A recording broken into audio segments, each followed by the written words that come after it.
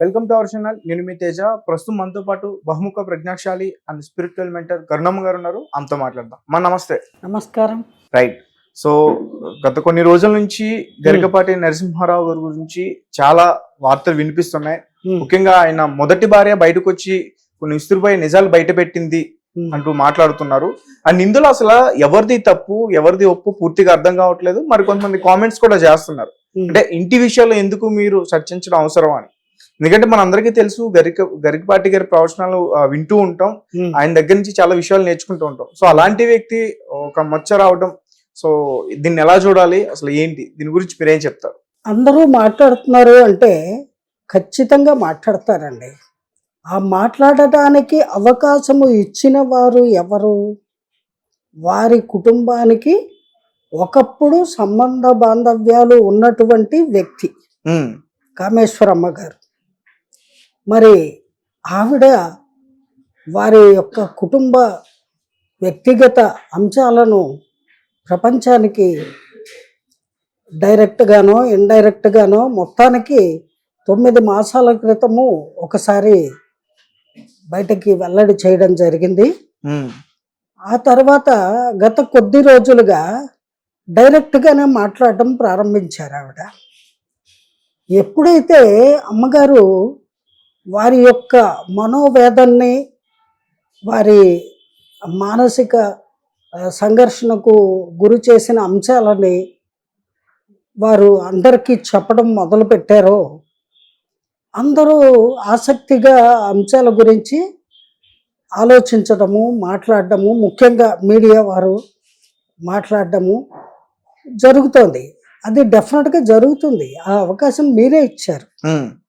ఇచ్చి ఇప్పుడు మాట్లాడకూడదు అని అంటే అది అయ్యే పని కాదు. అందుకు మరి ముఖ్యమైన కారణం ఏమిటంటే మహాప్రవచనకర్త, పద్యకవి, ప్రపంచవ్యాప్తంగా అనేక లక్షలాది అభిమానుల హృదయంలో చోటు చేసుకున్నటువంటి ఒక సంఘ హితవు కోరే కవివర్యులు శ్రీ గరికపాటి నరసింహారావు గారు. ఆయన అందరివాడు. ఆయన ఒంటరివాడు కాదు, అందరివాడు. ఆయనకి ఫ్యాన్ ఫాలోయింగ్ ఉంది. ఈ కలికాలంలో యంగ్ జనరేషన్ మొదలుకొని వయోవృద్ధుల వరకు కొన్ని కోట్ల మంది ఆయన ప్రవచనాలని ఎంతో ఆసక్తిగా, ఇష్టంగా వినడమే కాదు, కొందరు అనుసరిస్తున్నారు, ఆచరిస్తున్నారు. అటువంటి అందరివాడు అయినటువంటి, సెలబ్రిటీ అయినటువంటి శ్రీ గరికపాటి నరసింహారావు గారి గురించి, వారి కుటుంబానికి సంబంధించిన వారి వ్యక్తిగత అంశాలను ఒక వ్యక్తి బయటికి తీసుకువచ్చినప్పుడు మీరు మాట్లాడడానికి వీల్లేదు. మీరెవరు మాట్లాడడానికి? మా పర్సనల్ అంటే మీరు పర్సనల్గా చూసుకోవాల్సింది. బయట ప్రపంచానికి ఎందుకు చెప్పారు? తప్పు మీ దగ్గర పెట్టుకొని పత్రికల వాళ్ళని, మీడియా వాళ్ళని, యూట్యూబ్ వాళ్ళని, లేదా ఇంటింట్లోనూ మాట్లాడుతున్నారండి నిజం చెప్పాలంటే. ఎందుకంటే శ్రీ గరికపాటి నరసింహారావు గారు వారి అభిమానులు ప్రతి ఇంటా ఉన్నారు ఈ రోజున. సో ప్రతి ఇంట్లోనూ కూడా వారి గురించి చర్చించుకుంటున్నారు. అయ్యో, ఆయనకి ఇటువంటి ఒక గతము ఉందా? ఉంటే ఉంది, ఎవరికి ఉండవు ఇలాంటి గతాలు. మరి ఆ గత స్మృతుల్ని బయటికి తీసుకువచ్చినటువంటి వ్యక్తి, ఆవిడకి ఏమిటి అవసరం? ఏమీ అక్కర్లేదంటోంది, మళ్ళీ మాట్లాడుతోంది. అక్కర్లేదంటోంది, మళ్ళీ మాట్లాడుతోంది. వాడు వీడు కుంక వెధవ అది ఇది అని చాలా చులకన భావంతో, చాలా తేలికగా అనరాని మాటలు, నాకు హక్కు ఉంది, నేను అంటాను. నీకు హక్కు లేదు తల్లి, బంగారు తల్లి. ఏనాడైతే మీ ఇద్దరు దూరం అయిపోయారో, విడిపోయారో, ఆ రోజుతోనే సర్వ హక్కుల్ని విడిచిపెట్టుకున్నట్టు లెక్క.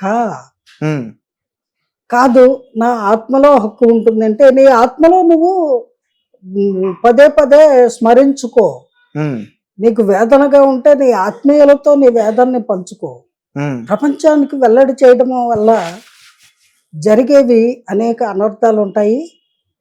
అలాగే వారికి నరసింహారావు గారికి ఉన్నటువంటి అశేష అభిమానులందరూ కూడా ఈ అంశం మీద ఆలోచించడము, కొంతమంది బాధపడే వాళ్ళు ఉన్నారు, మరికొంతమంది ఆహా ఈయన గ్రంథ రచయితే కాకుండా గ్రంథ సాంగుడు కూడా అని గేలిగా అనుకుంటున్న వాళ్ళు ఉన్నారు. రకరకాలుగా ఆయన్ని గతం గురించి తెలుసుకొని మాట్లాడుకుంటున్న వాళ్ళు ఉన్నారు. ఇందుకు ఏకైక కారణము ఆ కుటుంబానికి సంబంధించి ఆయనతో ఒక 20 ఏళ్ళలో 25 ఏళ్ళలో సహజంగా జీవనం చేసిన సహధర్మచారిణిగా ఆయనతో ఉండి విడిపోయినటువంటి శ్రీమతి కామేశ్వరమ్మ గారి ద్వారా ప్రపంచానికి వారి కుటుంబ విషయాలు బయటికి రాబడ్డాయి. కాబట్టి మీరు మాట్లాడడానికి వీల్లేదు అని అనడము అంత సమంజసం కాదు, అది అయ్యే పని కూడా కాదు. ఈ సమస్యని పరిష్కరించుకున్న తర్వాత ఎవరు మాట్లాడరు. శ్రీ గరికపాటి నరసింహారావు గారు సరస్వతి వరపుత్రులు, సాక్షాత్తు సరస్వతి కటాక్షము వారికి జన్మతః లభించటము వారి యొక్క జీవితాన్ని ఈనాటికి ఇంత చక్కగా తీర్చిదిద్దటమే కాదు, వారి వల్ల వారి అభిమానులుగా మారి వారి ప్రవచనాలను వింటున్న వాళ్ళందరినీ కూడా అదృష్టవంతులుగా మలచింది అని నిస్సందేహంగా మనం చెప్పుకోవచ్చండి. ఎందుకంటే ఆయన అనేక అంశాలని వారి ప్రవచనాల్లో జోడించి చెబుతున్నారు. మానవ జీవితంలో, నిత్య జీవితంలో మనుషులు, యంగ్స్టర్స్ ముఖ్యంగా ఏ రకంగా ప్రవర్తించాలి, ఎలా ఉండాలి, ఎలా తమ జీవితాన్ని నేమ్ లైట్లోకి నడిపించుకోవాలి, మంచి ఫ్యూచర్ని పొందాలి అంటే వాళ్ళు ప్రవర్తన ఏ విధంగా ఉండాలి, తల్లిదండ్రుల్ని అలాగే బంధుత్వాల్ని, బంధాలని ఎలా నిలుపుకోవాలి, ఎందుకు నిలుపుకోవాలి, ఇటువంటి అంశాలన్నీ ఆయన మాట్లాడుతూ వస్తున్నారు. అవి అనేక లక్షల మందిని ప్రభావితం చేస్తున్నాయి. అందువల్ల వారికి అత్యుత్తమమైనటువంటి పద్మశ్రీ అవార్డు కూడా లభించింది. అటువంటి గరికపాటి నరసింహారావు గారికి యవ్వనంలో ఉన్నప్పుడు ఇటువంటి ఒక జీవితము ఆయన ఎన్నుకున్నాడు. అంటే అప్పట్లో ఆయన నాస్తికుడు అని ఎవరో చెప్పగా విన్నా. అంటే ఇంకొక విషయం అంటే నార్మల్ గా అందరూ కూడా గరికపాటి నరసింహ గారు ఇప్పుడు ఎవరైతే కామేశ్వరి ఉన్నారో ఆయన మొదట పెళ్లి చేసుకున్నారు అని చెప్పేసి అనుకుంటున్నారు. అంటే చాలా మందికి తెలియని విషయం, బహుశా నాకు కూడా ఇదే రోజు తెలిసింది. అతని అన్న భార్య పెళ్లి చేసుకున్నాడంట అతను. నిజమేనా? అన్న భార్యనా అని ఆవిడే చెప్తున్నారండి. ఇప్పుడు అది అవాస్తవం అయితే నరసింహారావు గారు ఖండిస్తారు కదా. ఆవిడ మాట్లాడే ప్రతి మాట అవాస్తవము అని వారు ఖండిస్తారు కదా. ఆయన మిన్నకున్నారు అంటే అర్థం ఏమిటి? వాస్తవంగానే మనం భావించవలసి వస్తుంది, అవునా కదా. ఏది ఏమైనప్పటికీ ఇప్పుడు ఆ అంశాలను తెర మీదకి తీసుకువచ్చి ప్రసంగించవలసినటువంటి అవసరము లేదు అని నా అభిప్రాయం అండి. ఎందుకంటే అవి ఎప్పుడో జరిగిపోయాయి. ఇప్పుడు మాట్లాడుకుని ఏం సాధిస్తారు? ఏమీ లేదు. ఆ అమ్మగారి ఉద్దేశం ఏమిటంటే అంతటి ఆలోచన, ఆ రకంగా దిగజారుడు ప్రవర్తన ఉన్నటువంటి ఒక సామాన్య వ్యక్తిగా అతను ఉన్న రోజుల్లో ఆ రకంగా ప్రవర్తించాడు. తల్లితో సమానమైన వదిన గారిని అన్యాక్రాంతంగా అన్నని పక్కకి తప్పించి వదిన్ని లోబర్చుకొని జీవితాన్ని నాశనం చేశాడు. ఇంకా ఎలాగా నాశనమైన జీవితము అతనితోనే గడపాలి అనే నిశ్చయానికి వచ్చాను నేను. ఆ తర్వాత ఇంటిల్లిపాది మమ్మల్ని ద్వేషించి దూషిస్తే అక్కడి నుంచి వెళ్ళిపోయి వేరే ఊర్లో సంసారం పెట్టుకొని 2 పిల్లలకి తల్లి అయ్యాను నేను. ఆ తర్వాత రాను అతని ప్రవర్తనలో నాకు ఇబ్బందికరమైనటువంటి అనేక కష్టాలని రుచి చూపించాడు. అవి తట్టుకోలేక అయినా కూడా భరిస్తూ మా ఇద్దరి మధ్య గొడవలు తరచూ జరుగుతూ ఉండేవి. అటువంటి సందర్భంలో ఆయన ఇంక నువ్వు వెళ్ళిపో అని అంటే ఆయన మెల్లమెల్లగా అభివృద్ధి పదం వైపు అడుగులు వేయడం మొదలుపెట్టాడు. దాంతో ఇంకా నా అవసరం తీరిపోయింది. నేను పక్కనుంటే పోటీతత్వము, అందువల్ల గిట్టనితనము, ఒక ఆడది అంటే చాలా చులకన భావం ఆయనకి. ఆ రకంగా నన్ను చాలా కష్టాలు పాలు చేశారు. అది తట్టుకోలేక ఆత్మాభిమానంతో నేను బయటికి వెళ్ళిపోయాను అని ఆవిడ చెప్తున్నారు స్పష్టంగా. ఏ స్త్రీ కూడా అంత బాహాటంగా చెప్పరండి. అందులోనూ సీనియర్ సిటిజన్ వయసు అయింది ఆవిడది. ఈ వయసులో ఆవిడ తెర ముందుకు వచ్చి నన్ను ఎలా హింసించాడు, అలా బాధించాడు, ఇలా వేధించాడు అని చెప్పుకోదు. ఆవిడ చెప్తుంది అంటే ఆవిడ హృదయంలో 20 ఏళ్ళుగా ఆ బాధని అలా మోస్తూ భరిస్తూ ఇంకా ఈనాటికి బరస్ట్ అయింది. కానీ ఇలా తెర మీద కాదు, ఆవిడకి ధైర్యం ఉంటే, ఆవిడకి వీలైతే వ్యక్తిగతంగా ఒకరినొకళ్ళు కలుసుకొని మాట్లాడుకోవాల్సిన అంశము. ఎందుకంటే ఆవిడకి ఒక పరువు ప్రతిష్ట, ఒక స్టేచరు ఉంది కదా. వారు కూడా 3 అంశాల్లో ఎంఏ చేశారట. మ్యూజిక్ లో ఎంఏ చేశారట, సాంస్క్రిట్ లో ఎంఏ చేశారట, అకాడమిక్ ఎడ్యుకేషన్ లో ఎంఏ చేశారట. మరి త్రిపుల్ ఎంఏ ఉన్నటువంటి వ్యక్తి ఆవిడ. ఆవిడ ఆవిడ మహాపండితురాలు, సామాన్యురాలు కాదు. ఆవిడకి అనేక మంది విద్యార్థులు ఉన్నారు, ఫ్యాన్ ఫాలోయింగ్ ఉంది. ఆవిడ కూడా పద్య కవిత్వం చెప్పగలరు బ్రహ్మాండంగా. అటువంటి అసామాన్య సరస్వతి కటాక్షము ఆవిడకి కూడా ఉంది. అటువంటి వ్యక్తి ఆవిడ మరి అనాలోచితంగానో, లేకపోతే అప్రయత్నంగానో, లేకపోతే వాంటెడ్లీనో ఈ రకంగా తన గత జీవితాన్ని తెర మీదకి తేవడం అనే దానివల్ల వారు ఏ రకమైన మానసిక సంతృప్తిని చెందారో నాకు అర్థం కావట్లేదు. కానీ శ్రీ గరికపాటి వారికి మాత్రము ఇది చాలా కోలుకోలేని దెబ్బ లాంటిదే అని నా భావన. ఇన్నేళ్ళుగా చూస్తున్నాం అంటే ఆయనకి కొంచెం కోపం ఉందన్న విషయం అందరికీ తెలిసిందే. ఏ టైంలో ఏంటండి, ఇప్పుడు ఎక్కువ ఉండొచ్చు, ఉండకూడదని ఏం లేదు కదా. రజోగుణ పూరితమైనటువంటి కోపము ఆయనకి ఉండటము అదేం తప్పు కాదు. దేవుడు సృష్టిలో కొందరు కోపదారులు ఉంటారు, కొందరు శాంతమూర్తులు ఉంటారు. కానీ ఇది ఎవరో ఎక్స్పెక్ట్ చేయలే, ఇంత పెద్ద మచ్చ ఆయన లైఫ్ లో ఉందనేది ఎవరు ఎక్స్పెక్ట్ చేయలేదు. అని చాలా మంది కామెంట్ చేస్తున్నారు, ఆయన పద్మశ్రీ వెనక్కి ఇమ్మంటున్నారు. మచ్చ కాదండి, పెచ్చ. ఏంటి మచ్చ అంటారు? ఆవిడ ఎప్పుడో సంగతులన్నీ ఇప్పుడు తీసుకొచ్చి లక్షణంగా ఆవిడ జీవితం ఆవిడ జీవిస్తుంది, ఆయన జీవితం ఆయన జీవిస్తున్నాడు. ఎందుకంటే ఈ చిచ్చు రగల్చడం ఇది భావ్యమా? ఏదైనా ఉంటే సామరస్యంగా వాళ్ళు మాట్లాడుకోవాలి. లేదా వీళ్ళ బంధువులు వాళ్ళ బంధువులు ఉన్నారు, అందరూ కలిసి ఎక్కడో మీటింగ్ పెట్టుకుని వాళ్ళ పర్సనల్ మ్యాటర్ పర్సనల్ గా తేల్చుకోవాలి. నువ్వు దాన్ని పబ్లిక్ ఇష్యూగా మార్చావు. ఇప్పుడు మేము మాట్లాడొద్దు అంటే కుదరదు, మాట్లాడతారు. అలా మాట్లాడకుండా ఉండాలంటే మీరు ఇక మీదటైనా ఏకాభిప్రాయానికి వచ్చి మీ సమస్యను పరిష్కరించుకోండి శాంతియుతంగా అని నా భావన. అసలు ఇందులో అసలు ఎవరిది తప్పు ఎవరిది ఒప్పు అన్నది కూడా చెప్పలేకపోతుంది. ఎందుకంటే మరి అన్న భార్యని లోపరుచుకుని పెళ్లి చేసుకున్నందుకు అతను తప్పమా? ఇన్నేళ్ళు బయటకు రాకుండా అతని పేరు వచ్చిన తర్వాత ఇప్పుడు కొన్ని విషయాలు నిజాలు బయట పెట్టింది ఈమె తప్ప? అసలు ఎవరిది తప్పు అని చెప్పాలి? మరి చాలా మంది అతన్ని ఫాలో అవుతున్నారు కాబట్టి. ఇదేంటంటే తప్పెవరిది అంటారు? ఇద్దరిదిని, ఒకళ్ళది కాదు. ఆ రోజుల్లో ఆ సందర్భంలో ఆమె గారు చెప్పిన విషయాలన్నీ విన్న మీదట ఇద్దరి తప్పు ఉంది అనేది సుస్పష్టంగా మనం అర్థం చేసుకోవచ్చు. సరే, అతను నవ యవ్వనవంతుడు, యువకుడు, చదువు అయిపోయింది, ఉద్యోగం లేదు, ఉద్యోగం వేటలో ఉన్నాడు. వదిన గారు అప్పటికే ఉద్యోగం చేస్తున్నారు. ఆవిడ సహాయ సహకారాలతోటి, ఆవిడ తెలివితేటలతోటి, ఆవిడ మాట సాయంతో ఆయన ఉద్యోగం సంపాదించాలి అని నిర్ణయించుకొని అడిగాడు. ఆ సమయంలో ఆవిడ భర్త గారికి వైజాగ్లో ఉద్యోగం వచ్చి ఆయన అక్కడికి వెళ్ళాట.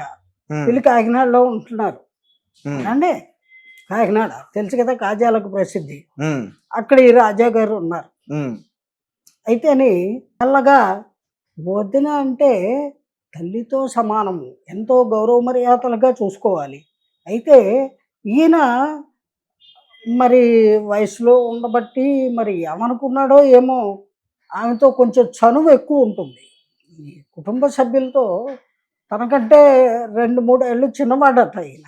ఉమ్, అప్పుడు అన్ని అన్ని ఈయన చురుగ్గా వ్యవహారాలన్నీ కుటుంబ వ్యవహారాల్లో పార్టిసిపేట్ చేసేవాట. ఉమ్, అంతే కదా! యంగ్ ఏజ్‌లో ఉన్నప్పుడు ఇంట్లో అందరికంటే చిన్న వయసు పిల్లలుంటే వాళ్ళు యాక్టివ్‌గా ఉంటారు. ఉమ్, అలా ఇతను ఉన్నాడు అని ఆవిడ అనుకుంది. బాగా వదిన ఫ్లెక్సిబుల్‌గా మాట్లాడేస్తుంది కాబట్టి మనం అడ్వాంటేజ్ తీసుకోవచ్చు అని ఆయన ఫీల్ అయ్యాడేమో అప్పట్లో. ఉమ్, ఏవండీ మనకు తెలీదు కదా!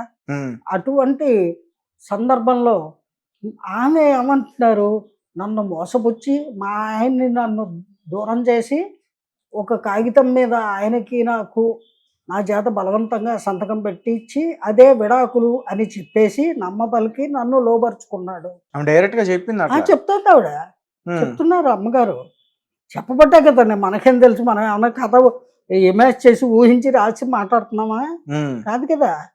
అసలు ఈ అంతటికి కారణము, సరే అతను మగవాడండి, ఉమ్, వయసులో ఉన్నాడండి, ఉమ్, ఒకటి కాకపోతే 100 మంది ఆడవాళ్ళని చూసి మోహిస్తాడండి. ఉమ్, నీ బుద్ధి ఏమైంది? నీవు వివేకవంతురాలివి, వయసులో అతనికంటే పెద్దదానివి, ఆ, నువ్వు బాగా చదువుకున్న దానివి, ఉమ్, నువ్వు ఆలోచించాలి కదా! మరిది తొందరపడుతుంటే నాయనా ఇది తప్పు అని తప్పొప్పులు చెప్పవలసిన తల్లి స్థానంలో ఉన్నావు కదా! ఉమ్, వదిన అంటే తల్లి తర్వాత తల్లి లాంటిది అని చెప్తున్నారు. ఉమ్, మరి తల్లిలాగా మీరు అతనికి శుద్ధులు బుద్ధులు చెప్పాలి కదా! ఉమ్, చెప్పినా కూడా వినిపించుకోకుండా అతను తప్పు చేశాడా? అప్పుడు పోలీసులు లేరా? పోలీస్ స్టేషన్లు లేవా? ఉమ్, ఇంట్లో పెద్దవాళ్ళు లేరా? వాళ్ళకి కంప్లైంట్ చేయొచ్చు కదా! వాళ్ళకి ఫిర్యాదు చేయొచ్చు, వాళ్ళకి చెప్పొచ్చు ఇతను ఇలా ప్రవర్తిస్తున్నాడు అని. ఉమ్, అంటే నీకు కూడా అక్కడ ఇంట్రెస్ట్ ఉంది అనేది స్పష్టంగా తేలిపోతుంది ఉమ్. అలా అతని ఇంట్రెస్ట్ పట్ల. ఉంటేనే కదా ఇప్పుడు ఇద్దరు ఆ. పిల్లలను కనగలరు వాళ్ళు. అది పిల్లలు పుట్టడం ఏముందిలేండి, ఒకళ్ళు ఒకళ్ళు కలిస్తే ఆడ మగ ఆటోమేటిక్గా పుడతారు. ఉమ్, అది దానికి పెళ్ళే అవ్వక్కర్లేదు. మనం ఎన్ని చోట్ల లేదు, ఉమ్, ఓహో రూములు ఆహా రూములు లివింగ్ టుగెదర్లు ఉమ్, ఏంటి డాటింగ్లు డేటింగ్లు అలాంటివి చాలా జరుగుతున్నాయి ఈ కాలంలో. ఉమ్, మరి ఆ కాలంలో అంటే దాదాపు ఒక 25 ఏళ్ల క్రితం, ఉమ్, 25 ఏళ్ళు 40 ఏళ్ల క్రితము మరి ఆ, అంటే యుగ యుగాలుగా ఉన్నారు. ఉమ్, మానవులందరిలో అరిషడ్ వర్గాలు ఉంటాయండి. ఉమ్, కామ క్రోధ లోభ మోహ మదమాత్సర్యాలు. ఉమ్, అతనిలో కూడా అవి ఉన్నాయి. అందులో కొంచెం రజోగుణం భలే ఎక్కువ ఉంది, కోపిష్టి కూడా. ఉమ్, సిస్టమేటిక్గా ఉంటాడు అతను. ఉమ్, కొన్ని పద్ధతులు ఉంటాయి ఆయనకి. ఆ ఆచారాలు వ్యవహారాలు ఇవన్నీ పాటిస్తాడు. ఉమ్, భగవంతుణ్ణి ఆటే నమ్మడు ఆ రోజుల్లో. ఉహు, ఆయన నాస్తికుడు అని వాళ్ళందరూ చెప్తేనే నాకు తెలిసింది. నేనేమి కళ్ళారా చూడలేదు. నాకు తెలిసేసరికి వారు సంపూర్ణ ఆస్తికులే.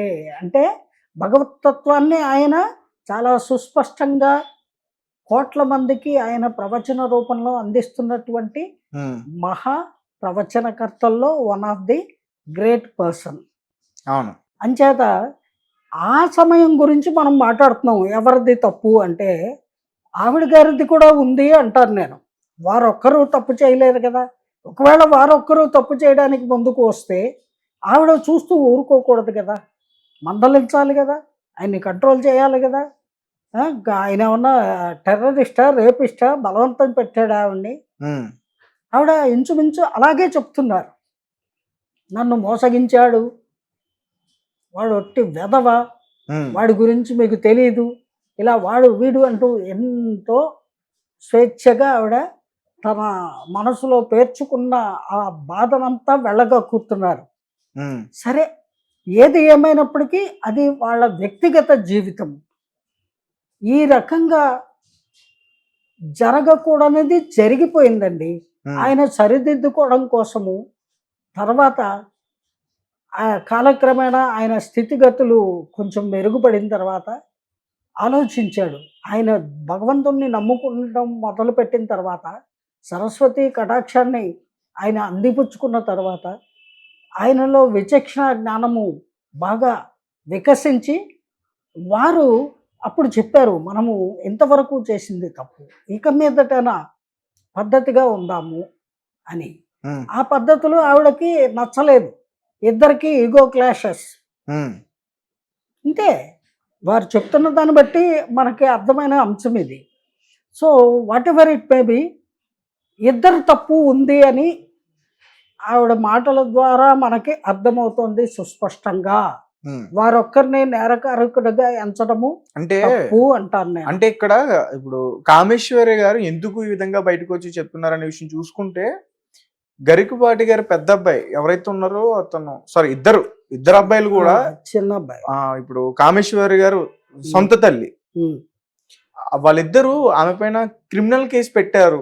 ఉమ్, అది జీర్ణించుకోలేకే ఉమ్, కన్న కొడుకులే ఈ విధంగా క్రిమినల్ కేసు పెట్టారు అని చెప్పేసి అది జీర్ణించుకోలేకే ఉమ్, బయటకు వచ్చి మాట్లాడుతుంది అన్నది కూడా ఒక వాదన ఒక పక్క. ఉమ్.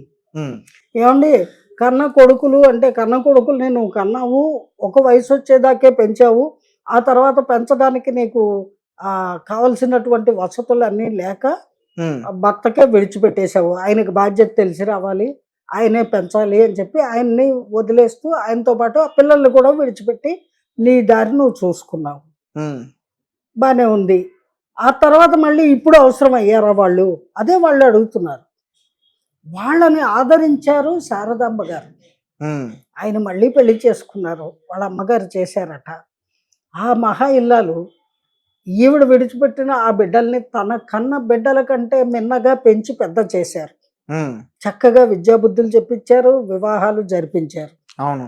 మరి వాళ్ళు ఆ తల్లిని తల్లిగా స్వీకరిస్తారు కానీ బాధ్యత రాహిత్యంగా విడిచిపెట్టేసి ఈగోకి లేదా అభిప్రాయ భేదాలకి ఇంపార్టెన్స్ ఇచ్చి కన్న బిడ్డల్ని కూడా వదిలేసి, సృష్టిలో ఏ తల్లి బిడ్డల్ని వదులుకోవడానికి ఇష్టపడదండి జనరల్గా. ఉమ్, కానీ ఆవిడ పరిస్థితులు ఆవిడ వివరిస్తున్నారు, ఈ కారణాల వల్ల నేను విడిచిపెట్టాను అని.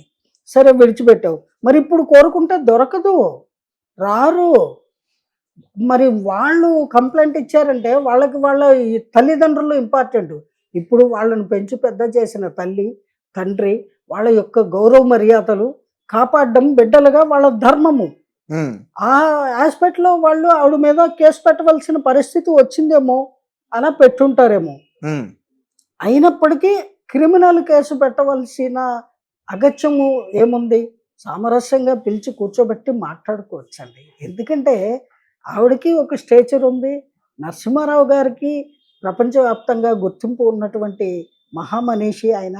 ఉమ్, ఇటువంటి సందర్భంలో ఈ పిల్లలు కూడా అంత దురుసుగా ప్రవర్తించకుండా ఆవిడ బెదిరిస్తున్నారట. నువ్వు ఇంకోసారి ఏదైనా ఛానల్లో మాట్లాడావంటే నీ అంత చూస్తాము ఉమ్, అని బెదిరించారట. ఇవన్నీ అధికారము ధనము ఉంది అని ఆ రకంగా దురుసుగా ప్రవర్తించడం భావ్యం కాదండి. ఎంత కాదనుకున్నా వాళ్ళకి జన్మనిచ్చిన తల్లి ఆవిడే. ఆ ఒక్క చిన్న పాయింట్ని వాళ్ళు దృష్టిలో పెట్టుకొని ఫర్గివ్ అండ్ ఫర్గెట్ పెద్ద మనసుతోటి ఉమ్, ఆ అంశాన్ని విడిచిపెట్టి వయ్యా మీడియాగా ఎవరైనా ఈవిడికి ఆయనకి సంబంధించినటువంటి బంధువులు మిత్రులు ఉంటారు కదా, వీళ్ళ గత జీవితం గురించి తెలిసిన వాళ్ళు, వాళ్ళని సమక్షంలో వీళ్ళు అమ్మ నీకేం కావాలి, ఏంటి నీ ప్రాబ్లం అని మాట్లాడుకొని సార్ట్అవుట్ చేసేసుకుంటే సరిపోయేది. ఉమ్, గోటితో పోయేదాన్ని గొడ్డలతోటి నరికి రచ్చ చేసుకొని రచ్చరంబోలా చేసి ప్రపంచంలో ఇదొక ఇష్యూ లాగా క్రియేట్ చేసుకున్నది వారే, వాళ్ళిద్దరు. ఎస్. సో ఏదైనా జరిగింది తప్పు అని అందరూ భావిస్తూ ఉంటే ఆ తప్పుకి ఇద్దరు బాధ్యులే. ఆ కామేశ్వరమ్మ గారు ఒక్కరూ కాదు, అలాగని శ్రీ గరికపాటి నరసింహారావు గారు ఒక్కరూ కాదు, ఇద్దరు ఆ సమయంలో ఆ విధంగా ప్రవర్తించి ఉండకూడదు. కానీ అలా జరిగిపోయింది, వాళ్ళ రాతల్లో ఉందేమో మరి. ఉమ్, అలా జరిగిపోయింది, జరగరానిది. ఇంకా దాన్ని అక్కడితో విడిచిపెట్టేయాలి. ఎలాగో విడిపోయారు కదా, మళ్ళీ విడిపోయిన దాన్ని కలపాలి అంటే తినేసిన భోజనం మళ్ళీ బయటికి రావాలంటూ వస్తుందా? ఉమ్, రాదు. మళ్ళీ ఫ్రెష్గా వండుకొని తినాలి. ఉమ్, ఇది కూడా అంతే. చాలా సామరస్యంగా ఇరువురు ఒకసారి మాట్లాడేసుకుంటే ఈ సమస్య ఇక్కడితో సమసిపోతుంది. ప్రపంచంలో ఎవరు దీని గురించి మాట్లాడవలసిన అవసరం ఎవరికి లేదు, అంత ఖాళీ కూడా ఎవరికి లేదు. ఎవరి జీవితాలు వాళ్ళకు ఉన్నాయి, ఎవరి పనులు వాళ్ళకు ఉంటాయి. కానీ మీ కుటుంబంలో అంశాన్ని మీరే బయటకు తీసుకొచ్చారు. ఇది అందరి సమస్యలాగా అందరి ముందు పెట్టారు ఆవిడ. ఉమ్, మరి మాట్లాడొద్దు అంటే ఆయన అందరు వాడు అని చేత మాట్లాడతారు. వారి మీద ఉన్న అభిమానంతో ఆయన్ని ప్రొటెక్ట్ చేయడానికో లేదా ఆవిడ మీద ఉన్న అభిమానంతో ఆవిడకి న్యాయము జరిగేలాగో ఇరు పక్షాల వైపు మాట్లాడేవాళ్ళు ఉంటారండి. అందుకని వాక్ స్వాతంత్రము మీరు మాట్లాడడానికి వీల్లేదు అనడానికి లేదు. ఏదైనా దూషించడము, ద్వేషించడము లేదా వాళ్ళ మీద బురద జల్లేలాగా ఎవరైనా మాట్లాడితే అది తప్పు. కానీ ఒక సమస్యని పరిష్కరించుకోండి అని చెప్పడం ఎంత మాత్రం తప్పు కాదు. దయచేసి మీ సమస్యని వీలైనంత త్వరగా మీరు పరిష్కరించుకుంటే అందరికీ మంచిది అని నా అభిప్రాయం అండి. అండ్ రీసెంట్గా కూడా మాట్లాడిన మాటలకి కొంతమంది విపరీతంగా కామెంట్స్ చేస్తున్నారంటే నేను సీతను అని కూడా ఆమె అన్నదానికి కామెంట్స్ చేస్తున్నారు. తప్పే ఉందా సీతగా పోల్చుకోకూడదా ఒక ఆడవాళ్ళు? ఏమండి పతివ్రత అమ్మ తల్లులు ఎవరైనా సరే సీతా మహాసాధ్వి పతివ్రత కాబట్టి వారితో పోల్చుకోవడము, అలాగే అనేక కష్టాలకు ఓర్చినటువంటి ఈ స్త్రీమూర్తి సీతా మహాదేవి కాబట్టి జనరల్గా సీత అనే పేరు గమ్మును పెట్టరు ఎవ్వరు. ఎందుకని కష్టాలు ఎక్కువ అనుభవించారు సీత అమ్మవారు అని. అలాగా సీతమ్మవారితో పోల్చుకోవడం తప్పు కాదు. కానీ కామేశ్వరమ్మ గారు సీతమ్మ వారితో పోల్చుకోవడము తప్పేనా అని నా భావన అండి. ఎందుకంటే మీరు పెళ్ళాడింది ఎవరిని? మీరు పెళ్ళాడిన భర్తని విడిచిపెట్టేసి మీకు కొడుకు వరుస అయ్యేటువంటి మరిదిని అంటే కొడుకులా చూసుకోవలసినటువంటి మీరు తల్లి లాంటి వారు. వదిన అంటే పరస్త్రీ తల్లితో సమానము. మరి అటువంటి మీరు అతను ఒత్తిడి చేసినా, లొంగ తీసుకున్నా, బెదిరించినా, ఏం చేసినా మీరు కూడా అందుకు సహకరించారు కదా. అటువంటప్పుడు సీతమ్మ వారితో ఎలా పోల్చుకుంటారు? ఆవిడ అలా ఏం చేయలేదు. లక్ష్మణుడిని ఆయన కాపలా పెట్టి 14 ఏళ్ళు వనవాసం అప్పుడు మారీచో సుబాహులు వాళ్ళెవరో అక్కడ మాయా లేడు వేషంలో ఉంటే రామ అని అరిస్తే ఆయన వెళ్తాడు అదేంటో చూద్దామని. ఆవిడ బంగారు లేడు కావాలని అడిగితే అప్పుడు లక్ష్మణుడిని కాపలా పెట్టి పెడతాడు ఆయన రాముల వారు, శ్రీరామచంద్రుల వారు. అప్పుడు ఆయన కాపు కాచుకుంటాడు. కానీ సీతమ్మ తల్లిని తల్లిలాగే చూస్తాడు. మా కామ దృష్టితో చూడ్డు, లేదా లోపరుచుకోవాలని చూడ్డు, లేదా పెళ్లి చేసుకోవాలని ప్రయత్నించడు. మరి అవన్నీ చేసింది ఎవరు? శ్రీ గరికపాటి నరసింహారావు గారని మీరు చెప్తున్నారు కదా. మరి ఆయన లక్ష్మణుడు ఎలా అయ్యాడు? అందుకని మహాపవిత్రమైనటువంటి రామాయణ మహాగ్రంథంలో ఉన్నటువంటి పవిత్రమైన పాత్రలు శ్రీరామచంద్రుడు మనకు ఆదర్శమూర్తి, దైవము. అలాంటి రాముడు కానీ, సీతమ్మవారు కానీ, లక్ష్మణమూర్తి కానీ, హనుమంతుల వారు కానీ వీళ్ళతో పోల్చుకునేటువంటి స్టేచరు ఉందా అనేది ఆత్మపరిశీలన చేసుకోవాలి అంటాను నేను. ఓకే, మళ్ళీ తప్పుదో వెళ్తుంది మరి అంతే కదండి. ఇప్పుడు ఆయన ఎంతో అద్భుతంగా అనేక మనకు తెలియని అనేకమైనటువంటి నిగూఢమైన వేదాంత సత్యాలను అలాగే భగవతత్వాన్ని ప్రవచనాల రూపంలో అందిస్తున్నారు. అటువంటి వ్యక్తికి పూర్వాశ్రమంలో అర్ధాంగి అని చెప్తున్నారు మీరు. ఓ పక్కన ఆయనకి సరస్వతి కటాక్షం ఉంది అని చెప్తున్నారు. ఆయన ఓ పక్కన మెచ్చుకుంటున్నారు, తిడుతున్నారు. ఈ రెండిటికి కూడా నాకు హక్కు ఉంది అంటున్నారు. ఇప్పుడు లేదు తల్లి, లైసెన్స్ లేదు. మరి ఇప్పుడు ఓ పక్క పెళ్లి కాలేదు, ఒట్టి దండలు వేసుకున్నామంటున్నారు. మరి అదే వాస్తవం అయితే దండలు ఎవరికైనా వేస్తారు. మిమ్మల్ని సన్మానించి మీకు దండ వేస్తారు. దండ వేసిన ప్రతి వాళ్ళు పిల్లలు మొగుళ్ళు అయిపోతారా? కారు కదా. కానీ యాజ్ పర్ పురాణాస్ గంధర్వ విధిని వివాహం ఆడటం అంటే మాల మెడలో ఒక పరపురుషుడు స్త్రీకి మాల వేసి, అలాగే స్త్రీ ఆ పురుషుడికి మాల వేస్తే వాళ్ళిద్దరికీ వివాహం జరిగినట్టే గాంధర్వ విధిని. స్వయంవరం అంటారు చూసారా రాజుల కథల్లో, పురాణాల్లో.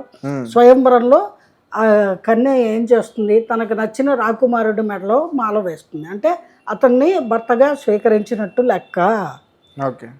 ఏమండి, దాన్ని దృష్టిలో పెట్టుకొని ఆవిడ